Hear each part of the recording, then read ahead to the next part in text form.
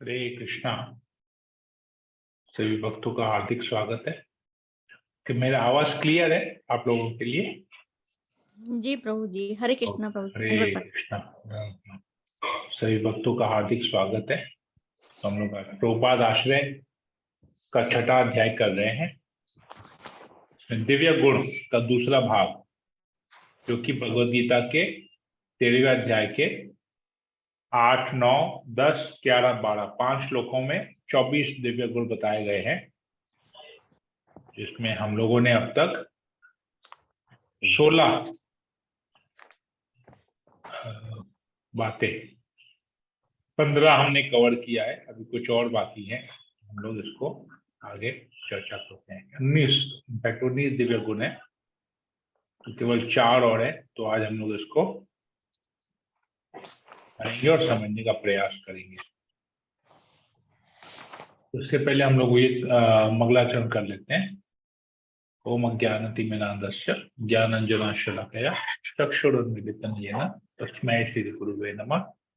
नमो विष्णुपादाय कृष्णप्रेष्ठाय भूतले श्रीमते भक्ति वेदांत स्वामिनिति नामिने नमस्ते सरस्वती देवी गौरवाणी प्रचारिणे निर्विशेष शून्यादि पाश्चात्य देशकारिणे। हे कृष्णा करुणा सिंधु दीनबंधु जगतपते गोपेश गोपिका कांत राधा कांत नमस्ते। सप्त कांचन गौरांगी राधे वृंदावनेश्वरी वृषभानुसुते देवी प्रणमामि हरिप्रिय। पंचाकल्पतरुभ्यश्च कृपा सिन्धुभ्येव च पतितानां पावनेभ्यो वैष्णवेभ्यो नमो नमः। जय श्री कृष्ण चैतन्य प्रभु नित्यानंद श्री अद्वैत गदाधर श्रीवासादि गौर भक्तवृंद। हरे कृष्णा कृष्णा कृष्णा हरे हरे, हरे राम हरे हरे अक्षरों की जाए।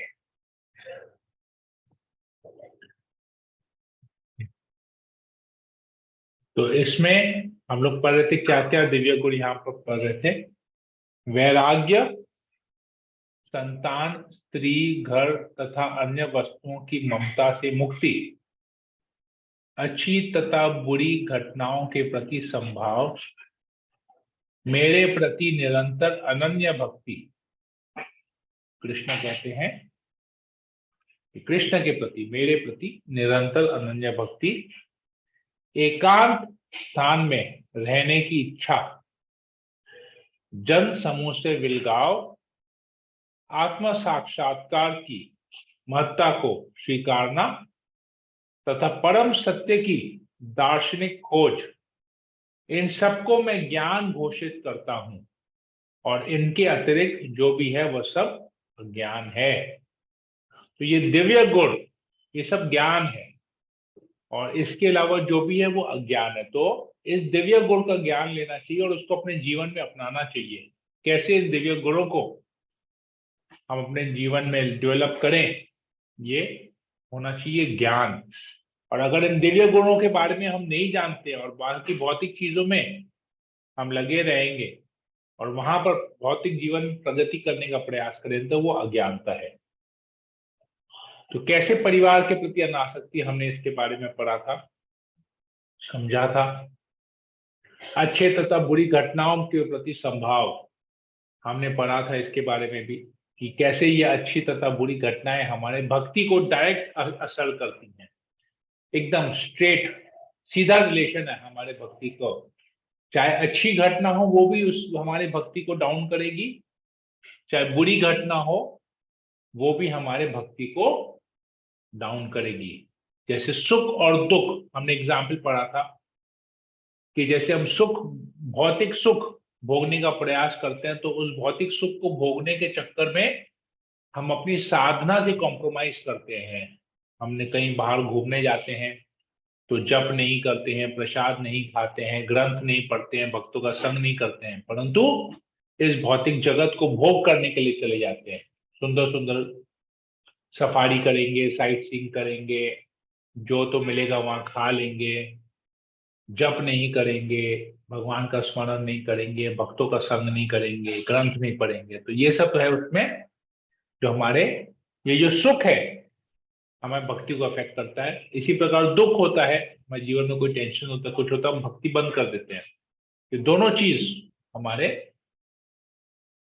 भक्तिमय जीवन को अफेक्ट करता है। इसीलिए दोनों के प्रति संभाव होना जरूरी है कि कुछ भी हो हम अपनी साधना को, अपने भक्तिमय सेवा को नहीं छोड़ेंगे। भगवान के प्रति निरंतर अनन्य भक्ति, इसके बारे में भी पढ़ा हमने, कैसे हर समय हमको भगवान, हर कार्य को अगर हम भगवान को समर्पित करते हैं तो हम अनन्य भक्ति उसी को कहते हैं। अभी है एकांत स्थान में रहना, तो 16 नंबर, 16, 17, 18, 19 हम एक बार में इसको रीड कर लेते हैं, फिर चर्चा करेंगे। तो कोई इसको पढ़ लेगा, 16 और 17 कोई पढ़ ले, फिर 18 और 19 कोई दूसरा पढ़ ले। हरे कृष्णा प्रभु जी, दंडवत प्रणाम। हरे कृष्णा राजू प्रभु। 16 नंबर, एकांत में रहना। यह स्वाभाविक है कि आध्यात्मिक जीवन शैली अभ्यस्त हो जाने पर मनुष्य भौतिकवादी लोगों से मिलना नहीं चाहेगा, इससे उसे हानि हो सकती है। मनुष्य को चाहिए कि वह यह परीक्षा करके देख ले कि वह अवांछित संगति के बिना एकांतवास करने में कहां तक सक्षम है। 17 नंबर, जन समूह से बिलगाव। श्रील प्रभुपाद के प्रवचन से भक्त का लक्षण यह है कि भक्तों को भौतिक भोग में कोई रुचि नहीं रह जाती, वह भक्त है। इसलिए ये युवा लड़के और लड़कियां ये सिनेमा देखने नहीं जाते, ये धूम्रपान नहीं करते, ये किसी क्लब या भोजनालय नहीं जाते, क्योंकि विरक्ति उन्हें यह सब नहीं चाहिए। यहाँ की बातें कहें निर्धन देश पर यूरोपीय और अमेरिकी राष्ट्रों में हर चीज बहुत सस्ते में उपलब्ध है, पर उन्हें कोई रुचि नहीं है। उन्हें जमीन पर बिना किसी कुर्सी के बैठकर मेरी बात मानने में रुचि है, मैं जो कहूं। श्रील प्रभुपाद का प्रवचन, श्रीमद् भागवतम 3.25.1। 18 नंबर, ओके, और कोई पढ़ लेगा 18 और 19 नंबर। हरे कृष्णा प्रभु जी। हरे कृष्ण। पॉइंट 18, आत्मा साक्षात्कार की महत्ता को स्वीकार करना। जहाँ तक आत्म साक्षात्कार का संबंध है, यहाँ पर स्पष्ट उल्लेख है कि भक्ति योग ही व्यवहारिक है। जब भी भक्ति की बात उठे तो मनुष्य को चाहिए कि परमात्मा तथा आत्मा के संबंध पर विचार करे। आत्मा तथा परमात्मा कभी एक नहीं हो सकते, विशेषतः भक्ति योग में तो कभी नहीं। परमात्मा के प्रति आत्मा की यह सेवा नित्य है, जैसा कि स्पष्ट किया गया है कि अतः भक्ति शाश्वत है। मनुष्य को इसी दार्शनिक धारणा में स्थित होना चाहिए। 19 पॉइंट, परम सत्य की दार्शनिक खोज। कुछ शोध छात्र तथा दार्शनिक ऐसे हैं जो काम वासना पूर्ण जीवन या अन्य विषय का अध्ययन करते हैं, लेकिन भगवत गीता के अनुसार ऐसा शोध कार्य और दार्शनिक चिंतन निरर्थक है। यह एक प्रकार से व्यर्थ होता है। भगवत गीता के अनुसार मनुष्य को चाहिए कि अपने दार्शनिक विवेक से वह आत्मा की प्रकृति के विषय में शोध करे। उसे चाहिए कि वह आत्मा को समझने के लिए शोध करे। यहाँ पर इसकी संस्तुति की गई है। हरे कृष्ण। बहुत बहुत धन्यवाद माता जी पढ़ने के लिए। ओके, राजू प्रभु आपका भी धन्यवाद पढ़ने के लिए। ओके, एकांत में रहना। एकांत में रहने का मतलब, अगर आप पहले बार में अगर उसको पढ़ेंगे तो आपको लगेगा कि हमको सब कुछ छोड़ छाड़ के रहना है।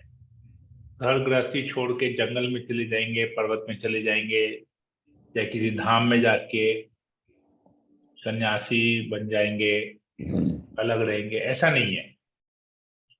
एकांत स्थान में रहने का मतलब है, एकांत में रहने का मतलब है भौतिकतावादी लोगों से हट के रहना, भौतिकतावादी लोगों से मेल मिलाप नहीं करना, इसको कहते हैं एकांत में रहना। मतलब भौतिकतावादी लोगों के साथ अगर हम रहेंगे या भौतिकवादी लोगों के साथ अगर हम रहेंगे तो हमारी भक्ति खत्म हो जाएगी, क्योंकि कहते हैं जैसा संग वैसा रंग। तो हम लोगों से पूछा गया था, एक्चुअली हम लोग अक्सर ऐसा होता है कि हम लोगों को बोला था प्रभु अपने बारे में बताइए, तो हम लोग अपने बारे में बहुत कुछ बताते हैं कि हम ऐसे हैं वैसे हैं, ऐसा करते हैं वैसा करते हैं, लेकिन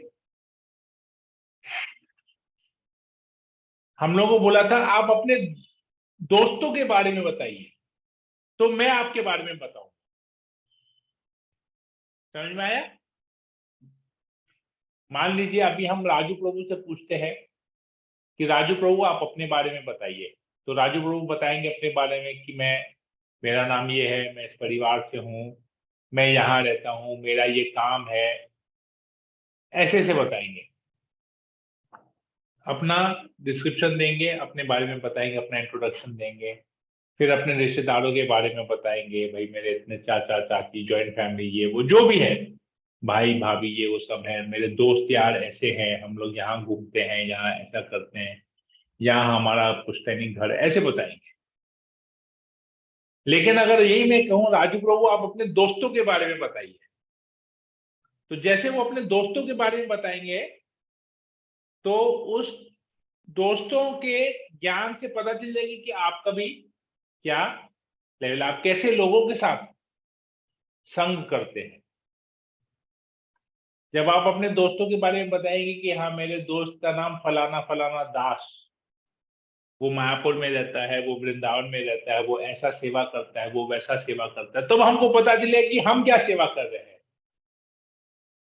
लेकिन जब हम बोलेंगे कि मेरा दोस्त ऐसा करोड़पति है, ये क्लब का मालिक है, या यहाँ का मालिक है, या ये दुकान है, या इसका बंगला है, या ऐसे घूमने जाता है, तो हमको भी पता चलेगा कि हमको भी उसी उन्हीं बातों में रुचि है, तभी हमने वैसे दोस्त बनाए हैं।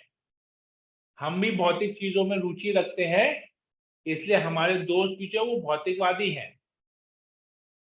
लेकिन अगर हम अध्यात्म कार्यों में रुचि रखते हैं तो हमारे मित्र भी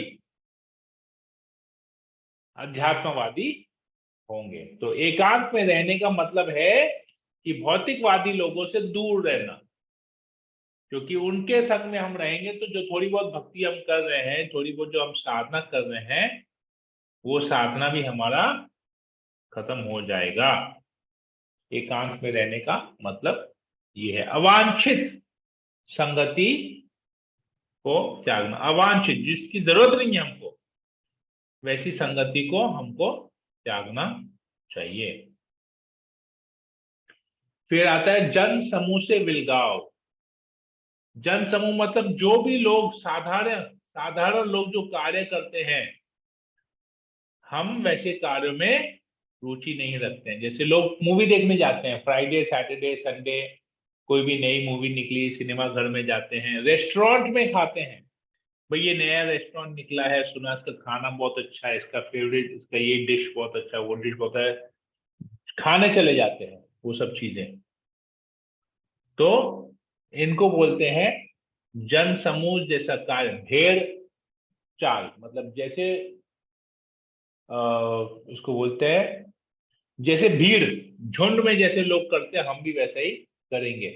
जैसे बकरी का झुंड होता है ना, जानवरों का झुंड होता है, देखेंगे एक जानवर जैसे चलेगा बाकी सब जानवर भी वैसे वैसे ही चलेंगे, तो वैसा उसको बहते, तो वैसा नहीं है। तो ऐसे जनसमूह, ऐसे क्राउड को हमको वैसे लक्षण नहीं करने हैं, वैसे कार्यों को ही हटा देना अपने जीवन से। जैसे प्रभुपाद जी बताते हैं कि यूरोप में और अमेरिका में सब चीजें बहुत सस्ती है, बहुत सस्ते में उपलब्ध है। जैसे मुझे याद है कुछ साल पहले मेरे भैया है, बड़े भाई, वो यूरोप गए थे अपनी कंपनी के काम से। तो क्योंकि वो वेजिटेरियन है और अल्कोहल वगैरह नहीं लेता है, तो उसको यूरोप में बहुत तकलीफ हुई। क्यों यूरोप में तकलीफ हुई? बोले कि यूरोप में एक यूरो में, मतलब यूरोप की जो करेंसी है यूरो, बोले कि 1 यूरो में उधर कोक पेप्सी मिलती है, 2 यूरो में बियर की बोतल मिलती है, और 5 यूरो में पानी की बोतल मिलती है। तो सोचिए, 1 यूरो में कोल्ड ड्रिंक, कोक पेप्सी इत्यादि जो भी है, 2 यूरो में बियर की बोतल, और 5 यूरो देखिए पानी की बोतल मिलती है। तो बोला मेरा बहुत खर्चा हो गया वहां पर। तो कहते हैं कि वहां चीजें बहुत सस्ती उपलब्ध है। कौन सी चीजें? भोग करने की चीजें, जरूरत की चीजें नहीं।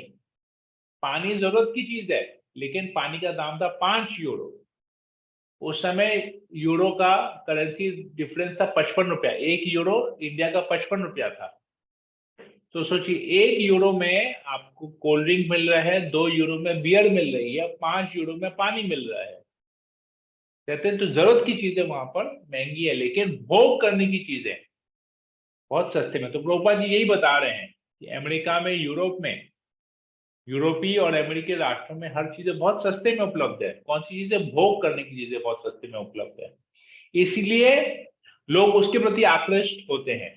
लेकिन प्रभुपाद जी ने बताया कि मैं जब इनको प्रचार किया तो इनको, मेरे शिष्यों को इन सब चीजों में कोई रुचि नहीं है। न उनको रेस्टोरेंट में खाने की रुचि है, न लड़के लड़के घूमने फिरने की रुचि है, किसी चीज में रुचि नहीं। क्यों? क्योंकि उनकी उनकी रुचि किसमें? मेरे बात मानने की, भक्ति करने की, साधना करने की, कृष्ण कथा सुनने की रुचि है उनमें। तो मैं जो कहूं, वो लोग वही कार्य में रुचि रखते हैं कि मैं जो कहूं उस कार्य में रुचि रखते हैं। तो हमको भी देखना चाहिए कि हमको किन बातों में रुचि है। अगर हमको सिनेमा देखने में रुचि है, घूमने में रुचि है, इधर उधर जाने में रुचि है, तो हमको पता चल जाएगा कि हम किस लेवल पे हैं। लेकिन अगर हमको भक्त संग करने की रुचि है, कि है साधना करने की रुचि है, कि नहीं यहाँ जाएंगे समय वेस्ट होगा, इससे अच्छा अपना घर में बैठ के कुछ रीडिंग कर लेंगे, कुछ लेक्चर सुन लेंगे, कुछ कर लेंगे, तो हमको पता चल जाएगा कि हमको किस चीज में रुचि है। तो अपने आप को टेस्ट करना है। ये सब बातें हैं, इससे हम अपने आप को, स्वयं अपने आप का टेस्ट कर सकते हैं, और भक्ति में क्या बाधा है उसको हम हटा सकते हो, कहाँ हमको जाना है, कैसे प्रगति करनी है, इससे हमको पता चल जाएगा। तो कैसे लोगों के साथ हम संग करेंगे और कौन से कार्य करने में हमारी रुचि है, इससे हम अपने आप को टेस्ट कर सकते हैं। फिर आत्म साक्षात की महत्ता को स्वीकार करना। आत्म साक्षात्कार, हम शरीर नहीं आत्मा है, हमारा भगवान के साथ नित्य संबंध है, हम भगवान को छोड़ के आए हैं। हम यहाँ पर भौतिक जगत में भोग कर रहे हैं, लेकिन भोग में भी आनंद नहीं प्राप्त हो रहा है, दुख ही मिल रहा है हमको। तो हमको वापस भगवान की सेवा में लगना है और नित्य धाम में, अपने नित्य स्वरूप में वापस चले जाना है। तो ये महत्ता, ये जो जो मनुष्य शरीर मिला है, इस आत्म साक्षात्कार करने के लिए मिला है ये मनुष्य शरीर। तो ये कितना इंपॉर्टेंट है ये मनुष्य शरीर, इसका महत्व कितना ज्यादा है आत्म साक्षात्कार करना। तो इसको हमको बहुत इंपॉर्टेंस देना है। तो ये मनुष्य शरीर का एक भी सेकंड हमको वेस्ट नहीं करना चाहिए। तो ये विशेष शरीर है, कुछ साधारण शरीर नहीं है मनुष्य शरीर, विशेष स्पेशल शरीर है। तो इस शरीर को यूज करके हमको भक्ति योग में लगना चाहिए। परम सत्य की दार्शनिक खोज, मतलब फिलोसॉफिकली,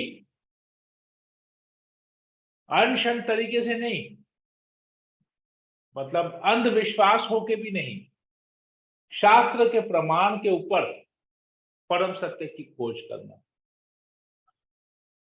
जैसे मैं आपको एक उदाहरण बताता हूँ। प्रभुपाद के समय में, मैं शायद पहले भी बताया था, फिर से आप लोग को बताता हूँ। प्रभुपाद जी जब मायापुर में थे, तो 2 महान विद्वान ब्राह्मण प्रभुपाद जी के पास गए और बड़ी बड़ी बातें कर रहे थे कि ग्रंथों के बारे में, उपनिषद के बारे में, इसके बारे में, उसके बारे में सब बता रहे थे। ऐसा है, ऐसा है, ऐसा है, ये उपनिषद में ये है, ऐसा है, मतलब अपने ज्ञान का प्रदर्शन कर रहे थे। वो दोनों ब्राह्मण अपने ज्ञान का प्रदर्शन कर रहे थे, बता रहे थे कि हमने क्या क्या ग्रंथ पढ़े हैं, कैसे कैसे, ऐसे ऐसे। वो लोग चाहे वो रामायण की चौपाई हो, चाहे संस्कृत के श्लोक हो, उपनिषद के श्लोक हो, वेद हो, पुराण हो, सब बता रहे थे। मतलब उनको लग रहा था कि प्रभुपाद केवल भक्त नहीं है, हम लोग भी बहुत ऊंचे लेवल के ज्ञानी है। प्रभुपाद केवल एक मात्र ज्ञानी नहीं है गीता भागवत के, हम लोग भी बहुत बड़े ज्ञानी है, हम लोग तो ज्यादा ज्ञानी है, हम तो उपनिषद वगैरह के भी आते। दो लोग ऐसा दर्शा रहे थे अपने आप को। तो वहां पर प्रभुपाद जी ने बोले आप लोग तो इतने वेद पुराण सब पढ़ लिए हैं, आप लोग तो इतने ज्ञानी हैं, अच्छा हमको बताइए भगवान कौन है? कौन है भगवान? तो ये लोग सोच में पड़ गए, अचंभे में हो गए, असमंजस में पड़ गए। क्या बोल रहे हैं? बोले स्वामी जी आपने तो इतना कठिन प्रश्न पूछ लिया, हम कैसे बताएं? भगवान तो साकार भी है, निराकार भी है, भगवान तो एक है लेकिन उनके रूप अनेक हैं। तो ये भी भगवान है, तो वो भी भगवान है, तो वो भी भगवान है, तो वो भी भगवान है, ऐसे करके सब बता रहे थे। तो वहां पर प्रभुपाद जी के, वहां पर जहाँ प्रभुपाद जी बैठे हुए थे, तो वहां पर एक छोटा सा 5 साल का बालक खेल रहा था। प्रभुपाद के शिष्यों में से ही किसी का वो पुत्र था। तो प्रभुपाद की आदत थी, जब भी कोई इनसे मिलने आता ना, प्रभुपाद हमारे हमेशा अपने सामने कुछ मिठाई रखते थे, ताकि सबको प्रसाद के रूप में दे सके। जो भी उनसे प्रभुपाद से मिलने आते थे, वार्तालाप करने आते थे, मिलने आते थे, दर्शन ले आते थे, तो प्रभुपाद जी हमेशा उनको कुछ ना कुछ महाप्रसाद दे देते। तो उस समय प्रभुपाद के सामने लड्डू पड़े हुए थे। तो प्रभुपाद ने उस 5 साल के बालक को पुकारा, अपने पास बुलाया और हाथ में लड्डू लिया और उससे पूछा, क्योंकि विदेशी प्रभुपाद ने तो बाहर पाश्चात्य देश में प्रचार किया, तो इस प्रकार से वो वैसा था, अमेरिकन यूरोपियन के संतान था वो। तो प्रभुपाद ने उससे इंग्लिश में पूछा, come here, tell me who is God. Prabhupada ने पूछा, इधर आओ, बताओ कि भगवान कौन है। तो उस छोटे से बालक ने प्रभुपाद के हाथ में लड्डू देखा, तो उस लड्डू के लालच में, छोटा सा बच्चा है, 5 साल के बच्चे को तो टॉफी, चॉकलेट, मिठाई, मीठी चीजों के प्रति आकर्षण होता है। तो उसने वो लड्डू को देखा और प्रभुपाद को तुरंत उत्तर दे दिया, कृष्ण इज गॉड। और तुरंत प्रभुपाद के हाथ से उसने लड्डू ले लिया और खाने लगा। तो प्रभुपाद ने बोला, देखो तुम लोग इतने महान विद्वान, वेद शास्त्र के पंडित होके तुम लोग को पता नहीं है भगवान कौन, और ये छोटा सा 5 साल का बालक इसको पता है कि भगवान कृष्ण है। फिर प्रभुपाद ने दूसरा लड्डू उठाया, फिर उससे पूछा, हु इज कृष्ण? कृष्ण कौन है? तो बोलते Krishna is the supreme personality of God है, मतलब कृष्ण परम पुरुषोत्तम भगवान है, मतलब वो पुरुष है, वो निराकार नहीं है, वो साकार है और परम पुरुष है, आदि पुरुष है। तो प्रभुपाद ने बोला, देखो, और उसने तुरंत दूसरा लड्डू ले लिया। तो मैं जब ये लेक्चर किसी लेक्चर में एक वरिष्ठ वैष्णव के मुख से ये सुना, तब मेरे ध्यान में, मतलब मुझे तुरंत वो कैडबरी शॉर्ट्स का एक एडवर्टाइजमेंट आता था, मन में लड्डू फूटा, तो तुरंत इंसान के ख्याल में एक वो कैडबरी शॉर्ट्स आता है। फिर बोला दूसरा भी लड्डू फूटा, तो 2 आ जाते। फिर वो आई थिंक वो उसी के ऊपर में कैडबरी शॉर्ट्स का 2 रुपए वाला पैक निकला था, जिसपे 2 कैडबरी शॉर्ट्स देते थे। मैं बोला, देखो ये सब चीज एक्चुअली ओरिजिनली प्रोपात जैसे शुद्ध भक्तों के साथ या स्पिरिचुअल लेवल पे होता है, उसको ये लोग भौतिक लेवल पे लेते हैं। तो मन में एक लड्डू फूटा, दूसरा लड्डू भी फूटा, तो उस बालक के मन में भी 2 लड्डू फूटे। मन में क्या, उसके हाथ में 2 लड्डू फूट गए, एक लिया दूसरा लिया, दोनों का जवाब दे। तो प्रभुपाद बोले, देखो इतनी सरल चीज, इतना सरल सा चीज जो गीता में भगवान कृष्ण स्वयं कहते हैं कि मैं परम पुरुषोत्तम भगवान हूं, और ये लोग इतने सारे वेद वगैरह पढ़ के इसका निष्कर्ष नहीं निकाल पाए। तो ऐसे दार्शनिक होते हैं जो चिंतन करते रहते हैं लेकिन कंक्लूजन पे नहीं आते हैं। तो बहुत सरल फिलॉसफी, तो परम सत्य की दार्शनिक खोज यही है कि कृष्ण भगवान है। फिलोसफिकली कृष्ण कह रहे हैं गीता में कि मैं भगवान हूं, मैं सब चीज का स्रोत हूं। कृष्ण कह रहे हैं गीता में, मैं सबका बीज देने वाला पिता हूं, सब कुछ मेरे से ही आते हैं। तो ये खोज है, बस एकदम कंक्लूजन है, पूरा एक्सपेरिमेंट करके आ गया कि कृष्ण भगवान है। तो और ज्यादा फिलोसफी लेने की जरूरत नहीं है, और ज्यादा खोज करने की जरूरत नहीं है। परम सत्य कृष्ण है, परम सत्य, उनसे ऊपर कोई सत्य है ही नहीं। परम सत्य कृष्ण है और उनके प्रति शरणागत होना है। तो ये चीज यहाँ पर हम समझते हैं। तो ये सब बातें हमको अपने जीवन में पता होना चाहिए। हरे कृष्णा। तो प्रचार का एक छोटा सा पैसेज है, मैं पढ़ लेता हूँ, फिर इसको एंड करते हैं। चैतन्य चरितामृत आदि लीला 7वें अध्याय के 171 नंबर श्लोक से लिया गया है। आचार्यों के आदेश अनुसार प्रचार करें। श्री चैतन्य महाप्रभु कृष्ण प्रेम की संकीर्तन आंदोलन का प्रचार समूचे संसार में करना चाहते थे। अपने जीवन काल में उन्होंने संकीर्तन आंदोलन की प्रेरणा प्रदान की। उन्होंने विशेष रूप से श्री रूप गोस्वामी, सनातन गोस्वामी को वृंदावन और नित्यानंद को बंगाल भेजा तथा स्वयं दक्षिण भारत गए। इस प्रकार वे शेष जगत में अपने संप्रदाय का प्रचार कार्य अंतर्राष्ट्रीय कृष्ण भावनामृत संघ के ऊपर छोड़ गए। इस संघ के सदस्यों को सदैव स्मरण रखना होगा कि यदि वे आचार्यों के आदेश अनुसार नियमों का दृढ़ता से पालन करेंगे और निष्ठा पूर्वक प्रचार करेंगे तो उन्हें निश्चित रूप से श्री चैतन्य महाप्रभु का प्रभुत्व आशीर्वाद प्राप्त होगा और उनका प्रचार कार्य सारे विश्व में सर्वत्र सफल होगा। तो चैतन्य महाप्रभु ने दक्षिण भारत, साउथ इंडिया का टूर किया। वहां पर सबको बंगाल, उड़ीसा, ऐसे करते करते साउथ इंडिया में जाके उडुपी तक गए और प्रचार किया। कहते हैं महाराष्ट्र तक गए, पर ऐसे साउथ इंडिया का पूरा टूर करते करते गए। उन्होंने रूप गोस्वामी, सनातन गोस्वामी को वृंदावन भेजे, जाओ तुम वहां पर वृंदावन में प्रचार करो, वहां पर कृष्ण की लीलाओं के स्थान को ढूंढ ढूंढ के निकालो, प्रकाशित करो सबको। और नित्यानंद प्रभु को बंगाल में भेजा। तब तो बांग्लादेश भी इसी साइड था, एक ही था, बंगाली पूरा था। तो उस समय नित्यानंद प्रभु को बोला कि तुम सब जगह जाके प्रचार करो। और बाकी, अब ये तो भारत हो गया, बाकी सब जगह कौन प्रचार करेगा? तो प्रभुपाद को भेजा। प्रभुपाद ने ये इस्कॉन बनाया, अंतर्राष्ट्रीय कृष्ण भावनामृत संघ।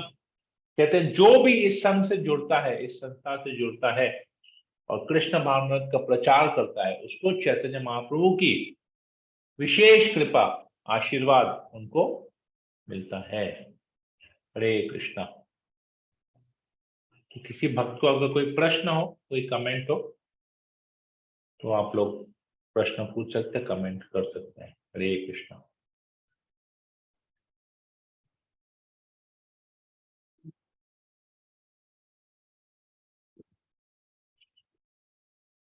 आशा रानी माता जी, भावना, कृष्ण लीला माता जी, आज आप जुड़ी हैं, बहुत बहुत धन्यवाद। आपका कोई क्वेश्चन हो या कुछ कमेंट हो तो आप बोल सकते हैं। हरे कृष्णा प्रभु, दंडवत प्रणाम। हरे कृष्ण माता जी, बोलिए। बहुत अच्छा, एकदम सिंपल एग्जाम्पल देके आपने इतने अच्छे से समझाया ये सब पॉइंट्स को। मतलब जैसे बोलते ना कि किसी को बोलो कि झूठ नहीं बोलो, किसी को बोलो इसका आदर करो, तो वो जैसे ना मतलब जैसे लग रहा है कि कोई थोप रहा है। पर ये जो आप इतना अच्छा एग्जाम्पल देके समझाते हैं ना, तो इसको ये सब चीजों को अपने लाइफ में उतारना हम लोग के लिए बहुत इजी हो जाएगा। तो ये आपका समझाने का तरीका बहुत अच्छा लगा हमको। Very nice ma'am. आप लोग से प्रेरणा, आप लोग से सीनियर वरिष्ठ वैष्णवों से ही प्रेरणा मिलती है कि समझाया जाए कैसे। हरे कृष्णा। बहुत सुंदर प्रभु, बहुत सुंदर। बहुत बहुत धन्यवाद माता जी। ओके, आशा रानी माता जी, आप कुछ बोलना था? हरे कृष्णा प्रभु जी। इसमें जो पॉइंट्स दिए हैं ना, बहुत मतलब कि क्लियर दिए गए हैं। जैसे एकांत में रहना, जन समूह से विलगाव, मतलब कि ये सारी चीजें मतलब कि हमारे अपने अंदर भी मतलब कि फील होता है कि ऐसा हम लोगों के साथ भी हो रहा है, ऐसे धीरे धीरे कि जैसे जैसे हम लोग जप कर रहे हैं या भगवान का अर्च विग्रह कर रहे हैं, या मतलब कि लास्ट का आपने जो प्रचार का भी जो पैराग्राफ पढ़ा ना कि इस्कॉन संघ से जो भी उनकी जुड़ जाता है, वो फिर मतलब कि उनका मतलब कि लाइफ में चेंजिंग जरूर होता है, कुछ ना कुछ तो चेंजिंग जरूर अपने आप समझ भी आता है। तो वो बिल्कुल सही है, बिल्कुल एकदम से सटीक अपने अंदर उतार लिए हैं कि ये सब चीजें, और हमें महसूस भी होती हैं ये सब चीजें। उनकी बुक्स में जो भी लिखा है तो वो बिल्कुल उनकी सही लिखा है, मुझे ऐसा कुछ गलत है ही नहीं उसमें। आप लोग को शायद याद होगा, कुछ साल पहले जब हम लोग छोटे थे, अब अपने जीवन में आप 20-25 साल पहले चले जाइए, अपने जीवन में 20-25 साल पहले चले, जब आप लोग स्कूल में या कॉलेज में थे, तो एक एडवर्टाइजमेंट आता था टीवी में, मेलोडी इतनी चॉकलेटी क्यों है? हाँ पहले आते थे ये। तो उसका उत्तर क्या था? मेलोडी खाओ खुद जान खुद जाओ। जान जाओ। तो कृष्ण भावनामृत जो ये है, ये हाँ, जो ये कृष्ण दुखाएगा भक्ति जो है, ये ऐसे बोलेंगे ना तो लोगों को समझ में नहीं आता है।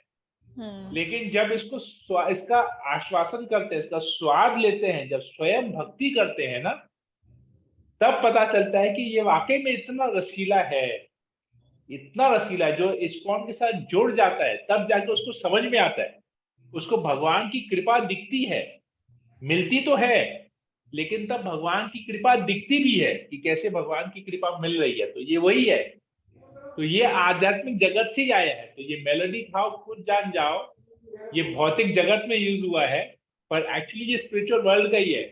भक्ति का जो टेस्ट है, ये जो मेलोडी है, ये जो भक्ति का जो रस, मेलोडी का मतलब क्या है? रस। तो ये जो भक्ति का जो रस है, जिसने चख लिया है, उसको फिर और कुछ अच्छा रस नहीं, और कोई भी चीज में रस नहीं आएगा। तो ये मेलोडी का मतलब ही रस है। जैसे कहते हैं मेलोडी खाओ खुद जान जाओ। तो स्वयं तुम भक्ति करो, स्वयं इस रस का आस्वादन करो, तुमको खुद ही पता चल जाएगा। फिर हमको बताने की जरूरत नहीं है कि ये भक्ति कितनी रसमय है, कितना रसीला है ये। तो आप लोग सब लोग भक्ति का रस का आनंद ले रहे हैं, ऑलरेडी मेलोडी खा रहे हैं, चॉकलेट का टेस्ट, मेलोडी का टेस्ट आ गया है, तो मेलोडी खाओ खुद जान जाओ। तो ये चीज हमको और बोलने की जरूरत नहीं कि मेलोडी खाओ, मेलोडी का मेलोडी इतनी चॉकलेटी क्यों है। बस मेलोडी खाओ खुद जान जाओ। इसलिए हम भी प्रचार में यही बोलते हैं। हम बोलते हैं आप लोग खाना ये करते रहते क्या आनंद आता है, मतलब आप भी कीजिए, पता चल जाएगा क्या आनंद आ रहा है। मेलोडी खाओ खुद जान जाओ। हम भी ऐसे ही बोलते हैं। अभी हम जो कर रहे हैं छोड़ दो, आपको आना चाहिए, मेरे जैसा बनना है, आप भी कीजिए, हम जो कर रहे हैं वो आप भी कीजिए, आपको अपने आप आनंद आ जाएगा। हरे कृष्णा। अभी कुछ घंटे पहले की बात है प्रभु जी, 2-3 घंटे हो गए। मैंने आपको याद होगा, मैंने इंग्लिश में आपसे भगवत गीता मंगवाई थी बेटे के लिए। हाँ, तो और वो भी मैंने अब तो आपको बताया था कि वो स्टडी के लिए चला गया है सिमकेंट। तो वहाँ आज मतलब कि ऐसा हुआ कि वो भगवत गीता साथ में ही लेके गया है। तो वो अपने बैग में हमेशा पूरा टाइम वो भगवत गीता रखता है। तो क्लास में ऐसा हुआ कि वहाँ की टीचर्स हैं, रशियन टीचर हैं, तो उनने आज टॉपिक छेड़ा भगवत गीता पे ही। तो क्योंकि वहां पे है इस्कॉन, तो वो भगवत गीता पे टॉपिक चला पूरा, मतलब कि पूरा जब क्लोज कर दिया उन्होंने, तो बेटे ने बताया उनको कि मेरे मेरे पास भी भगवत गीता है मैडम, ये आप देखिए। तो वो इतनी खुश हुई, बोले अरे ये भगवत गीता आपको कहाँ से मिला? तो बेटे ने तुरंत मेरे को मैसेज किया, मम्मी जल्दी से बताओ, आपने तो मुझे इतना मालूम है कि कलकत्ता से मंगाया था, प्रभु जी से ने आपको दिया, तो वो पूछ रहे हैं कि नाम बताइए किसने दिया। तो मैंने नाम बताया, मैंने आपका नाम बता दिया। तो ऐसा करके उन्होंने बताया, बोले मैं इंडिया घूमी हूँ तो सिर्फ कलकत्ता में ही गई हूँ और मायापुर धाम देखा हूँ, और मेरा ड्रीम है कि मैं वृंदावन में होकर आऊँ। तो वो बेटे को जब भगवत गीता देखी उनके पास, तो इतना उनकी खुश हुई कि आज की जनरेशन में उनकी, वो भी एक मेडिकल स्टूडेंट के पास एक भगवत गीता, वो भी उसके बैग में, तो वो बहुत ही ज्यादा उनकी इतना इम्प्रेस हुई कि आज भी इंडिया में कुछ उनकी बच्चों के पास ऐसे हैं कि ये इंडिया है जिसके पास भगवत गीता हो सकती है। तो बहुत उनकी भगवत इतना गीता बहुत जितना उनकी उनको खुशी हुई उससे ज्यादा आज मुझे भी खुशी हुई। तो देखिए ये ज्वेल है, ये यहाँ का जो भगवत गीता जो है ना, ये भगवत गीता यहाँ का अनमोल हीरा है। प्रभुपाद जी जब अमेरिका गए थे, जब इंग्लैंड गए थे, तो प्रभुपाद जी से किसी ने पूछा आप यहाँ पर क्या लेने आए हैं। एक रिपोर्टर ने प्रभुपाद जी से पूछा इंग्लैंड में, जब प्रभुपाद जी लंदन गए थे, तो प्रभुपाद जी से एक रिपोर्टर ने पूछा आप यहाँ पर क्या लेने आए हैं, क्योंकि जो भी इंडिया से आता है यहाँ कुछ लेने ही आता है। तो प्रभुपाद जी ने पूछा, बोला मैं यहाँ कुछ लेने नहीं, मैं देने आया हूँ। आप अंग्रेज जो है जब भारत के ऊपर राज कर रहे थे, तो आपने इतना कुछ चीजें भारत से आप लेके गए, लेकिन भारत का सबसे अनमोल ज्ञान, राज विद्या आप लोग लेना भूल गए। ये भगवत गीता, मैं वो गीता का ज्ञान देने आप लोगों को आया। तो सोचिए ये क्या चीज है भगवत गीता। हमारे पास साधारण पुस्तक लगता है 150, 200, 250 रुपए का एक पुस्तक लगता है हमको, ये वो भी कभी कभी देने में हमको थोड़ा सा हर्ज होता है कि कैसे देंगे लोग, कैसे पैसे मांगेंगे या इतना महंगा कैसे लेंगे। परंतु अगर हम इसका मोल नहीं लगाए, केवल इसके एक श्लोक को भी, भगवत गीता के 700 श्लोक में से केवल एक श्लोक को भी अगर हमने अपने जीवन में अपना लिया ना, तो हमारा जीवन अमूल्य हो जाएगा, मतलब प्राइसलेस हो जाएगा। तो सोचिए भगवत गीता का मोल कोई लगा नहीं सकता है। ये भगवत गीता का अपना है। पूरे विश्व में most popular book is Bhagavad Gita. ये हमको समझना चाहिए। हर घर में, हर व्यक्ति के पास एक, जैसे हर व्यक्ति के पास अपना एक मोबाइल फोन होता है, किन किन लोगों का तो दो दो मोबाइल फोन होते हैं, लेकिन पूरे परिवार में गीता एक ही होगा। हर व्यक्ति के पास गीता होना चाहिए। जैसे हर व्यक्ति का एक मोबाइल फोन है दुनिया से कांटेक्ट रखने का, वैसे ही एक भगवत गीता होनी चाहिए भगवान से कांटेक्ट रखने के लिए। हरे कृष्ण। तो ये मैराथन मंत्र तो आप सब लोगों को प्रयास करना चाहिए कि सबको हर घर में, हर घर के हर सदस्य के पास अपना एक भगवत गीता हो। जैसे अपना एक मोबाइल फोन रहता है, वैसे उसका अपना एक भगवत गीता सबके पास होना चाहिए। वो मतलब कि आज मेरे से पूछ रहा था, मम्मी मैं हमेशा उनकी बैग में लेके जाता हूँ, तो मतलब कि गलत तो नहीं है? मैंने कहा नहीं, क्यों गलत है? मैंने कहा क्यों नहीं होना चाहिए, ये हमारा हथियार है। मैंने कहा महात्मा गांधी हमेशा अपने साथ भगवत गीता कैरी करते थे, हमेशा। महात्मा गांधी वो बोलते थे जब भी कुछ जीवन में कोई भी प्रॉब्लम होती है, मैं तुरंत भगवत गीता का एक श्लोक पढ़ लेता हूँ और मुझे तुरंत ही समस्या का समाधान मिल जाता है। हरे कृष्णा। ओके, और किसी को कुछ पूछना है? राजू प्रभु, मुकेश प्रभु। राजू प्रभु, मैंने आपका नाम लेके कुछ एक एग्जाम्पल दिया, तो आप क्षमा कीजिएगा अगर आपको बुरा लगा हो तो। ऐसा मत बोल, इतना बढ़िया, कम से कम मेरा नाम तो आया इस एग्जाम्पल में। आपसे बगैर पूछे मैंने आपका नाम यूज कर लिया। क्या प्रभु जी, आप ऐसा मत करूंगा। ओके, ठीक है। मुझे लगा कि आपको बुरा नहीं लगेगा, इसलिए मैंने आपका नाम ले लिया। इसमें भी बुरा लगने वाला बात प्रभु, ये तो गर्व का बात है। अच्छा, चलिए बहुत अच्छा। मुकेश प्रभु, आपको कुछ पूछना है? आप हमको पिछले 2-3 बार फोन किए, बोले प्रभु जी क्लास कीजिए, क्लास कीजिए, क्लास कीजिए। तो देखिए हमने आपके लिए रख लिया कि हमने क्लास फाइनली क्लास स्टार्ट कर लिया। हरे कृष्णा प्रभु जी, दंडवत प्रणाम। हरी बोल प्रभु जी। थोड़ा आज लेट से आए, थोड़ा ड्यूटी पर से, इसलिए प्रभु जी थोड़ा लेट से ज्वाइन किए। कोई दिक्कत नहीं। ओके, राखी जयसाल माता जी, यू हैव एनी क्वेश्चन? राखी सिंह माता जी, आपको कुछ पूछना है? हरे कृष्णा प्रभु जी, दंडवत प्रणाम। मेरा एक क्वेश्चन ये है कि कभी कभी ऐसा होता है ना कि जैसे किसी परिवार के पास गए तो वो लोग जो भौतिकवादी बहुत होते हैं, ऐसे तो हम जाते नहीं, लेकिन कभी ऐसा सिचुएशन आता है कि जाना ही पड़ता है, तो उस समय वो लोग अब बस शुरू कर देते वो सब बातें वैसे वैसे वैसे, तो उस समय एकदम मतलब अच्छा नहीं लगता, पर उनको ऐसा फील होता कि वो ये हम बोल रहे हैं इसको शायद हमसे हिंसा हो रहा है, ये हो रहा है, मैंने जी। तो उस स्थिति में क्या करना चाहिए हमको, तो इसलिए समझ में नहीं आता कि क्या करे क्या बोले। अगर ज्ञान देने लगेंगे तो बोलेगा बस इसका ज्ञान शुरू हो गया, अब हम करे क्या, और नहीं जाए तो भी मुश्किल। तो इस दुनिया स्थिति में में क्या, अगर रहना है ना, सबसे बड़ा मूर्ख बन के रहिए, क्योंकि अगर आप अपने आप को ज्ञानी दिखाएंगे ना तो लोग अपने आप को आपसे ज्यादा ज्ञानी दिखाने का प्रयास करेंगे, क्योंकि किसी को नीचा दिखना अच्छा नहीं लगता है। तो इसलिए अच्छा अपने आप ही झुके रहिए। एक मैं स्कूल में जब था ना, मेरे क्लास टीचर ने, मुझे याद है, मुझे एक बहुत अच्छा उदाहरण देके समझाया था ये, तो मैं वो उदाहरण आप लोग के साथ यूज करता हूँ, तो आप लोगों को उदाहरण से हो सकता समझ में आ जाए। आप ना कभी जी आम के सीजन में, जो जून का महीना होता है ना, मई जून का महीना, आप एक जी आम का पेड़ देखिए, और उस आम के पेड़ में ना बहुत सारे आम फल लगे हुए रहते हैं। तो क्या होता है, वो फल के वजन से ना वो पेड़ झुक जाता है। झुकता है कि नहीं झुकता है? जी हाँ, तो वो झुक जाता है पेड़। क्यों? क्योंकि इसमें बहुत सारे फल हैं। तो हालांकि उस पेड़ को अपने फल के ऊपर गर्व नहीं है, इसलिए वो झुका हुआ है। वही आप ताल गाछ देखिए, या जब उस पेड़ से फल निकल जाते हैं, फिर वो पेड़ सीधा खड़ा रहता है, अकड़ के खड़ा रहता है। या ताल गाछ देखिए कैसे अकड़ के खड़ा रहता है, जिसमें फल नहीं होता है। तो अकड़ जो है ना, जिसमें ज्ञान नहीं है उसमें अकड़ है। ये फल जो है ना वो ज्ञान के समान होता है।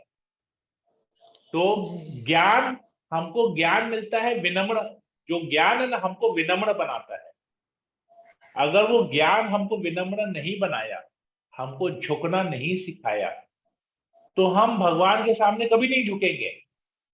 हम दूसरों के सामने नहीं झुकेंगे, दूसरे भी भगवान के अंश हैं, तो हमको झुकना चाहिए। तो जितना ज्यादा ज्ञान, उतना ज्यादा विनम्र, उतना ज्यादा हम झुकेंगे। अगर हम अब दूसरे को, कोई कुछ हमको बोलेगा, हम दोबारा उसको बोलेंगे, हम अपना दिमाग, अपना ज्ञान झाड़ना चालू करेंगे ना, तो फिर कहाँ से होगा? तो जिंदगी वो हमारा एंटी बन जाएगा। चुपचाप बेवकूफ बन के रहना, अज्ञान बन के रहना। क्योंकि आप लोगों को जब आप दिखाएंगे ना कि असली ज्ञानी वही है जो दूसरों के सामने अज्ञान बन के रहता है। जी क्योंकि वो तो लेकिन भौतिकवादी बात कर रहा है, तो हम तो भौतिकवादी है नहीं। हम हाँ उनके जी साथ वही वही हम उनके साथ क्यों उलझे? हाँ अगर हाँ हमको वाकई में बात करना है तो किसी अपने से सीनियर, अपने से वरिष्ठ वैष्णव से बात करना चाहिए। क्योंकि जब हम उससे बात करेंगे ना, तो हमको वो भगवान के बारे में ज्ञान देगा, भक्ति के बारे में ज्ञान देगा, जो हमारे कार्य में आएगा, हमारे काम में आएगा, हमारे जीवन में एप्लीकेशन में लगेगा। भौतिकवादी ज्ञान को लेके क्या करेंगे? तो ज्ञान आज ज्ञान है, कल वो बासी खबर हो जाएगा, वो कूड़ादान में जाएगा। जैसे न्यूज़पेपर पढ़ते हैं ना, आज 3 रुपया देके न्यूज़पेपर खरीदते हैं, कल उसी न्यूज़पेपर को कचरे के डब्बे में फेंकते हैं, या रद्दी वाले के पास देते हैं, या उसमें चाट बना के खाते हैं। रास्ते में देखिएगा उसी न्यूज़पेपर में आपको मूढ़ी वूढ़ी बना के खिला रहे हैं, तो क्या हुआ? खबर बासी हो गया, कचरा हो गया वो खबर। क्यों? भौतिकवादी ज्ञान यही होता है, भौतिकवादी ज्ञान कचरे के समान होता है। तो ये हमको, तो जो भी जैसा भी हमको ज्ञान दे, भौतिकवादी ज्ञान, चुपचाप, हमको भगवान ने 2 कान इसलिए दिए हैं। भौतिक ज्ञान एक कान से सुनो, दूसरे कान से निकाल दो, और आध्यात्मिक ज्ञान को दोनों कान से श्रवण करके दिमाग में उठा लो और हृदय में डाल दो। हरि बोल। तो ना वही इंद्रियों का लगता भी है कि ठीक से, हाँ, इंद्रियों का भी ठीक से हमको इस्तेमाल करना पड़ेगा तो इसमें। वही जब जाते हैं तो लगता है मेरा टाइम वेस्ट हो रहा है, बेकार, अब करे क्या, मैंने अजीब सा होने लगता है, नहीं, मतलब उसको सुनिए ना, पता चलता है कि उनको आप सुनिए ना, नहीं, उनको सुनिए, कोई दिक्कत नहीं है, सुनने में कोई हर्ज नहीं है। मतलब अच्छा, मतलब अजीब सा होने लगता है, मैंने हाँ। अंदर से, मैंने क्या बोले अजीब मतलब उसको अजीब पता अजीब चल सा जाता है कि हमको अच्छा अजीब सा नहीं लगना लगता। नहीं चाहिए। क्योंकि अगर आपको अजीब सा लगेगा ना, तो वो लोग भी आपको देखेंगे कि आप इस युग के नहीं है, तो वो लोग भी हाँ आपको अवॉइड करेंगे। यही अवॉइड, होता है, अगर यही होता अगर वो हमको अवॉइड करेंगे तो हम प्रचार कैसे करेंगे? तो है हमारा जी प्रचार में तो ब्रेक लग गया, अगर लोग हमको अवॉइड करने लगे तो। अवॉइड नहीं करना, उनके साथ मिक्स होना है। लेकिन बोलते हैं ना हाथी के दांत खाने के कुछ और दिखाने के और, तो ये जी, हाथी का दांत हमको तब यूज करना है। उनके साथ घुल मिल के रहेंगे लेकिन अंदर में दृढ़ता बनाए रखेंगे, ठीक है ना। हाँ, वही हमको अच्छा नहीं लगता, फिर लगता अब जाएंगे ही नहीं इसके पास। अच्छा लगना वैसे चाहिए, उनके उनके बीच में अच्छा लगना चाहिए, क्योंकि उनमें ज्ञान नहीं है। अगर हम उनके अज्ञानता को देख के उनको धिक्कारेंगे ना, तो हम भी बेवकूफ हैं, तो हम भी अपने ज्ञान को ठीक से यूज नहीं कर पा रहे हैं। तो लोगों को धुतकारना नहीं है, लोगों को अपनी ओर खींचना है।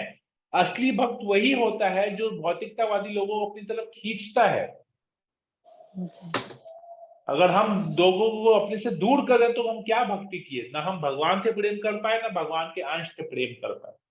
अगर हम लोगों को धिक्कारना चालू करेंगे, उनसे दूर होना चालू करेंगे, तो कैसे, तो प्रचार नहीं हुआ। तो तब तो प्रचार का एंटी हो गया, उसको भगवान से दूर कर रहे हैं, अपने आप से भी दूर कर रहे हैं, इस्कॉन से दूर कर रहे हैं, कृष्ण भावनानंद से दूर कर रहे हैं, तो कैसे प्रचार होगा।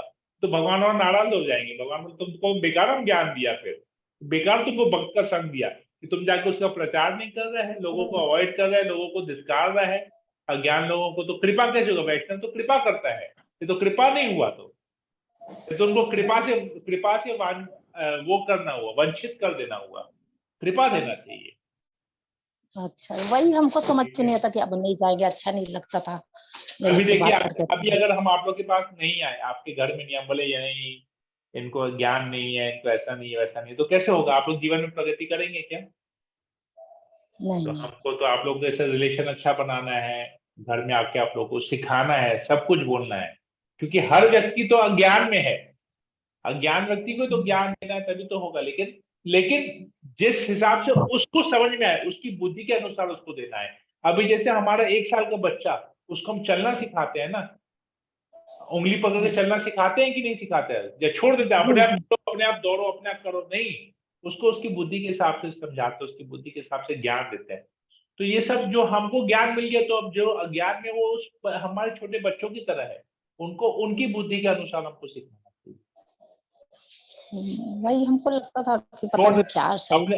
अपने बच्चों को छोड़ देंगे क्या रास्ते में, जाओ जो अपने आप जाके सीखो, नहीं, सिखाते हैं ना। वैसे भगवान के बच्चों को भी सिखाना चाहिए, सब तो भगवान की संतान है, उनको भी सिखाना चाहिए। तो प्रचार, इसी को तो प्रचार बोलते हैं। अवॉइड नहीं करना है किसी को भी, अपने से दूर नहीं करना। अपने से दूर करना मतलब भगवान से दूर करना। कैसे हम दूर कर सकते हैं। प्रचार तो हो गया जीरो, ना हम उसको खुश कर पाए, ना भगवान हमसे खुश हुए, तो कहाँ से भक्ति हुई। जब भगवान हमसे नाराज है तो भक्ति हुई क्या, वो भक्ति नहीं हुई। वो नहीं, वही एक दिन एक जने के घर पे गए तो हम बोले हरे कृष्णा, मेरा आदत है, बोले हम नहीं मानते किसी को, हम रामदेव बाबा को मानते हैं। उसके अरे जय बाबा रामदेव, राम भी तो भगवान का ही नाम है ना, राम और देव, राम का नाम तो निकला ना। जब वही हमारे भगवान है। वाल्मीकि मरा मरा मरा मरा बोल के राम राम में भक्त बन गया, तो ये तो फिर भी राम तो निकल रहे ना, बात ही खत्म हो गया। और टेंशन ही नहीं है, बोले राम देव ही लीजिए ना, राम और देव दोनों ले लीजिए, क्या दिक्कत है। राम का नाम तो निकला ना, बस बात खत्म हो गया, उद्धार हो गया उसका। जी जी, ठीक है ना। हरे कृष्णा। हरे कृष्णा। ओके, और किसी को कुछ पूछना है तो हम सेशन को यहीं पर एंड करते हैं। हरे कृष्णा कृष्णा कृष्णा हरे हरे, हरे राम राम राम हरे हरे। वंशाकल्पतरुभ्यश्च कृपा सिन्धुभ्येव च पतितानां पावनेभ्यो वैष्णवेभ्यो नमो नमः। संवेद भक्त वृंद की जय, जगत गुरु श्रील प्रभुपाद की जय। हरे कृष्णा।